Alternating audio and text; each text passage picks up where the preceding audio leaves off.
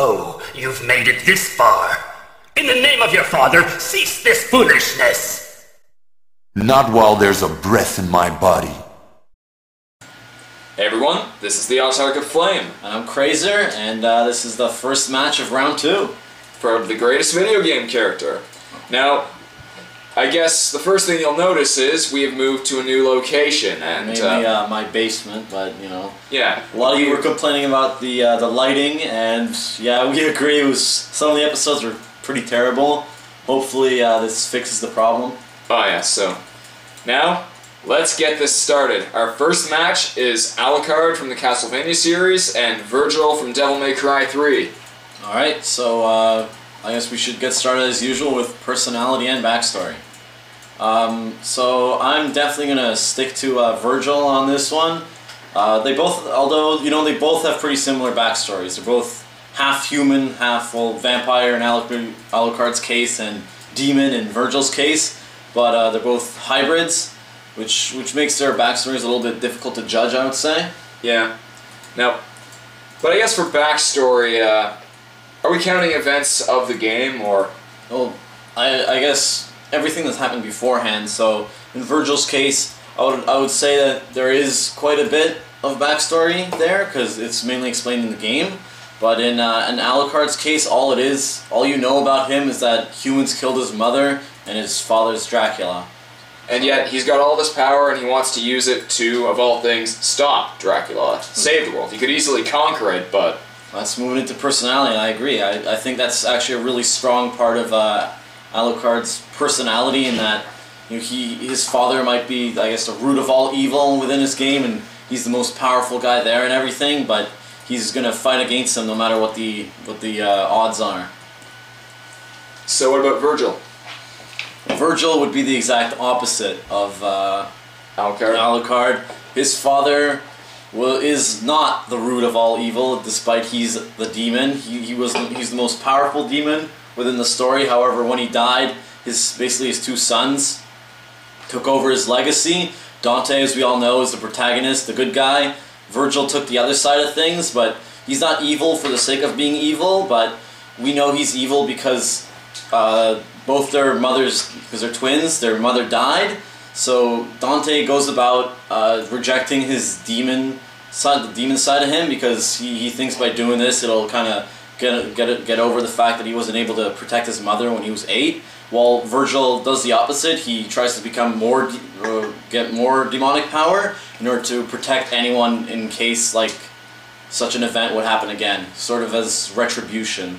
So I think while they're both pretty strong personalities and very similar backstories, we can both agree on Vergil for this one.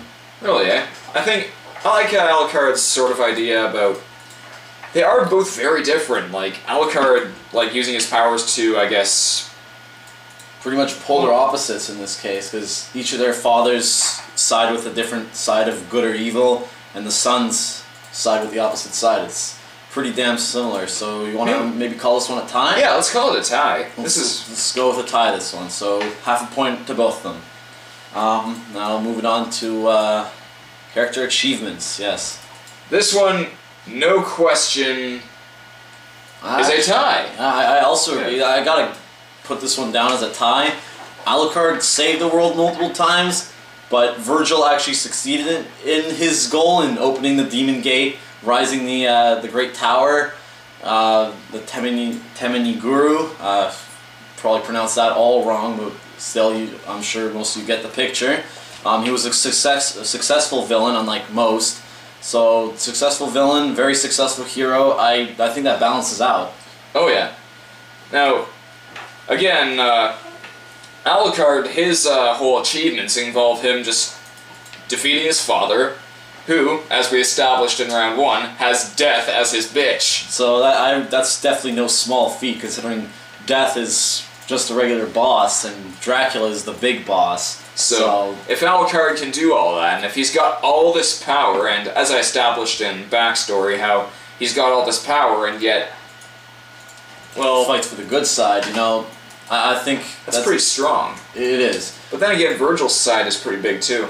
I think we gotta call this even, simply because a successful villain does not happen very often, But Heroes, he was successful in multiple times. Castlevania 3 and Symphony of the Night, just to name a couple examples there. 2 games in which he was a driving force behind sealing Dracula away. I think we're going to give half a point to each competitor this time and call it a tie. Alright. Too many times. Okay, now this one, no question. Sorry for the error there. This one, no question. Iconic value, Definitely Alucard. for sure. We did get into a bit of discussion about this one because some people said that Devil May Cry is a bigger series. I would definitely disagree with that. Castlevania has been around a lot longer. More people know of Castlevania. It is the benchmark of the... I don't know if I'd really call it a horror game, but I would say it's the very first survival horror game. You can say that. I would say it's a landmark franchise in that, like, when you think of that, you usually think of Resident Evil or something like that, but I would disagree. I would say that Castlevania really brings that sort of... It's a different kind of horror. Yeah, but... It's not like extreme, like, shock horror. Yeah. It's like... It calls back to all those famous horror movies. You got Frankenstein and Igor as a boss. You got... Well, Death wasn't in any horror movies, unless you want to count Metropolis, one of my favorite movies of all time. Then, Dracula, obviously, so Alucard in this, he's also the main character of one of the most popular games of all time, let alone the Castlevania series, so I'd say by far that puts him ahead of Vergil for iconic value. But another thing, you know, Vergil, he's not even the protagonist of his own game, so, like, he's not even the main character. When you think of Devil May Cry, he's probably even, like, maybe the third person you think of. You think of Dante, and you think of Trish. You might not even think of Vergil. You might not even know who he is because he only appeared in one of the games. Yeah. So. But does that mean he loses for who would win in a fight? Definitely. Heck no. Definitely disagree with this one. I know a lot of Castlevania fans are going to be angry about this one, but we're definitely giving this one over to Vergil. I have 3 words about why Vergil would win this one. Dante must die.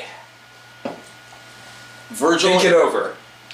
Vergil is so ridiculously strong in his game, because in a special edition, you get to play through the game as Vergil. No cutscenes or anything, but it's still pretty cool how you get to play as him, and he is so overpowered compared to Dante, it's just ridiculous. The first time going through as each character, the game is pretty difficult as Dante, but as Vergil, it's a literal cakewalk. He can teleport right above enemies. All his weapons do much more damage than Dante's. Every time he sheaths his sword, he can recover his devil trigger. He's just more ridiculously stronger. Vergil wins. Well, you know, a lot of people were complaining that we didn't stretch out the other videos long enough. We kind of kept it short, so let's at least put in a case for Alucard so people won't have anything to argue about. Alucard is pretty powerful in his own right. He's got holy weaponry, he has all his magic, he can transform into various creatures, and then he's got a few game-breaker swords too, so... I mean, all the weapons, he can wield just about any type of weapon you could think of. You know, axes, swords, rods, staffs, like shields. He can, whatever you want him to equip, in Symphony of the Night at least, he can equip that weapon. So he's got a really big arsenal compared to Vergil's, who only has his katana, Yamato, Beowulf, and Force Edge, if you're willing to push it that far. So he definitely wins in terms of variety in weaponry, but the same thing as Vergil, they're both very close range, and Vergil is definitely a better swordsman than Alucard is. And he's faster, and the whole teleportation factor, it's instantaneous, his ability to teleport, so... People can argue now that, you know, so Alucard can also teleport. I mean, a lot of, he also has magic spells that he can use within the game. So yeah, he can also teleport, but this causes his magic gauge to go down. Vergil, like, not only does he teleport then attack, after he attacks he rebuilds his devil trigger, which I guess would be a good comparison to magic. The devil trigger makes him go into his demonic form, making him more powerful, letting him use, I guess, different attacks and spells and stuff. But while Alucard has to drain his magic meter, or I guess his energy, in order to use his teleports, for Vergil it just comes naturally. He even recovers his strength by doing it, because at the end of each attack, when sheathing his sword, he recovers it. So like, for those of you trying to use magic as a counter there, we respectfully disagree. Yeah. So, with that brings 1 point for Vergil. So, Looking at it, it's 2-2. 2-2, a tie. So I guess this one's up to you guys. First match, second round, first tie. So you guys know what to do, hopefully. Hopefully you haven't forgotten. Good format. We'll post the format again so you guys don't forget. Last Just round to make was, things easier. Yeah, last round was pretty good though, so I'm hoping you guys can continue a solid format. Alright, so see you next time then. See you next time.